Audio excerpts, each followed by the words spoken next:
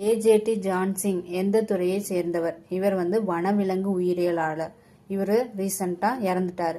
600 சிக்ஸர்களை அடித்த முதல் கிரிக்கெட் வீரர் யார்? சர்வதேச கிரிக்கெட் போட்டியில் 600 சிக்ஸர் அடித்தது ரோஹித் சர்மா.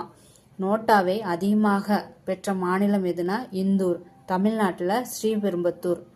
தமிழ்நாட்டில் நோட்டா ரொம்ப கம்மியாக இருக்கிறது கன்னியாகுமரியில்.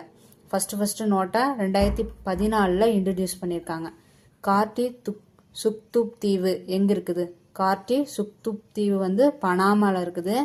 இது ஏன் நியூஸில் வந்திருக்குன்னா, கடல் மட்டம் அதிகரிக்கிறங்காட்டிக்கு அந்த தீவில் இருக்க மொத்த மக்களையும் வெளியேற்றிருக்காங்க.